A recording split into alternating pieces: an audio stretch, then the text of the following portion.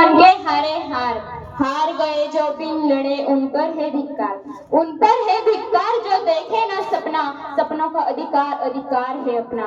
तू भोरा का पहला तारा है, परिवर्तन का एक नारा है, यह अंधकार तो कुछ पल का है, फिर सब कुछ तुम्हारा है। सन्माननीय व्यासपीठ, वंदनीय गुरुवर्य आणि माझ्या सर्व बाल मित्र मैत्रिणींनो, तुम्हा सर्वांना माझा नमस्कार। मी आजची जिजाऊ व इयत्ता 9वी ची विद्यार्थिनी प्रांजल मुंडे। आज स्वामी विवेकानंद व जिजाऊंची जयंती। सर्वप्रथम मी त्यांच्या प्रतिमेस अभिवादन करून मी माझ्या कृतीस सुरुवात करते। प्रदीप चंद्र लेखे व वर्धिष्णु विश्ववंदिता शाह सुरशिव शैष्या मुद्रा भद्राय राजते। महाराष्ट्र बाकीच्या राज्यांना मात्र भूगोल आहे, पण महाराष्ट्राला मात्र इतिहास आहे। म्हणजेच बाकीच्या राज्यात फक्त जिओग्राफी आहे आणि महाराष्ट्रात मात्र हिस्ट्री आहे। असे का बरं? अरे जिजाऊंच्या गळ्यातील माळ म्हणजे महाराष्ट्र, सईचा कुंकवाने भरलेला कपाळ म्हणजे महाराष्ट्र, तुकोबारायांच्या भजनातील टाळ म्हणजे महाराष्ट्र, शिवछत्रपतींचा सुवर्ण काळ म्हणजे महाराष्ट्र, सावित्रीच्या शिक्षणाचा आभाळ म्हणजे महाराष्ट्र, आणि त्या सरत्या संभाजीचा रक्त म्हणजे महाराष्ट्र, आणि तुमचा आमचा प्राण म्हणजे महाराष्ट्र। या महाराष्ट्राच्या मातीत आपला जन्म झाला। या मातीनं वाघासारखं कसं जगायचं हे आपल्याला शिकवलं। या मातीमध्ये धर्मवीर छत्रपती श्री संभाजी महाराजांसारखे छावे होऊन गेले। या मातीमध्ये भीमा भामा इंद्रायणीच्या नदीच्या तीरांवरती छत्रपती संभाजी महाराज की जय हा जयघोष घुमला। आणि याच मातीमध्ये 12 जानेवारी 1598 रोजी सिंदखेड राजा येथे जिजाऊंचा जन्म झाला। लखुजीरावांना 4 मुले होती। 4 मुलांच्या पाठीवरती जिजाऊ जन्मल्या। त्याचा सर्वात जास्त आनंद हा लखुजीरावांना होता।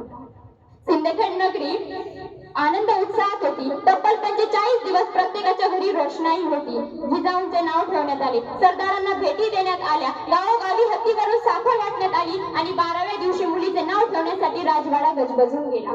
स्वतः लखुजीरावांनी नाव सुचवले जिजा। जिजा म्हणजे साक्षात महामाता पार्वती, दुर्गा, आदिशक्ती, रणरागिणी म्हणजे जिजा। एकाच्या कानात करत पूर्ण जगभर नाव पसरले जिजा।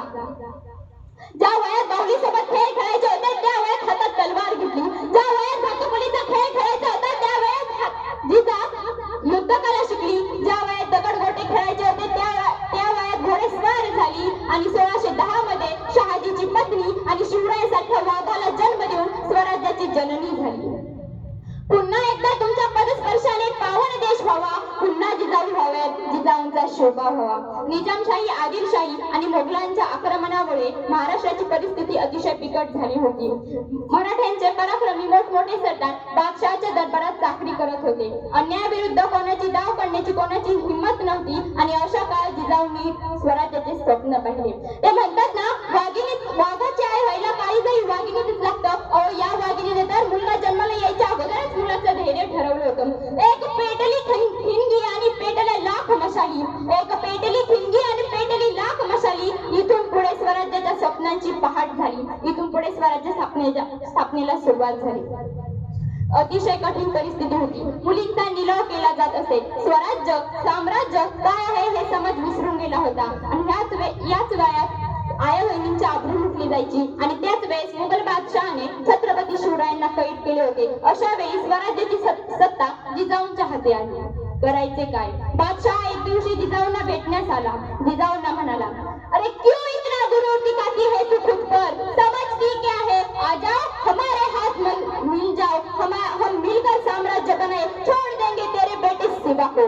जिजाऊंच्या डोळ्यात अंगार भरत होता, डोळ्यात आग होती। आगीसारखे जिजाऊंचे डोळे लाल भडक झाले होते। ते बादशहाला नजरेत नजर घालून बोलतात, अरे बादशहा, मराठ्यांची मान झुकवणं तुझ्या बापालाही जमलं नाही आणि जमणारही नाही। अशा होते ते जिजाऊ।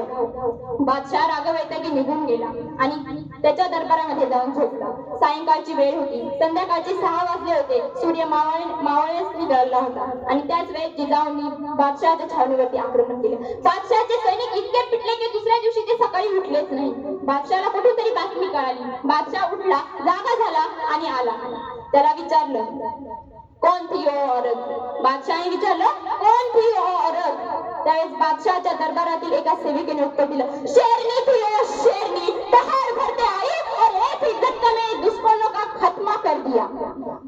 नजरों में अंगार फैल रहे थे उसके और शमशेर मानो ऐसे घुमा रही थी जैसे हाथों में बिजली है। सचमुच शेरनी थी वो शेरनी। कौन थी वो? कौन थी? मैं बताती हूँ। साधुओं की कन्या थी, बसलों की बहू थी, शाहजी की पत्नी थी और शेर शिवा जैसी माँ की माँ थी कोणती हो जिजाऊ ती जाता जाता एवढेच म्हणे आमच्याबद्दल आम्हालाच काय विचारता अरे आमच्याबद्दल आम्हालाच काय विचारता आमच्याबद्दल जर विचारायचं असेल ना तर विचारा त्या सह्याद्रीच्या कड्या कपारींना खणखणाऱ्या तलवारींना अरबी सागराला मराठी मनाला आणि पाणी पितानाही मराठी दिसले तर 4 पावले मागे सरणाऱ्या त्या मुघलांच्या घोड्यांना आजची घोषणा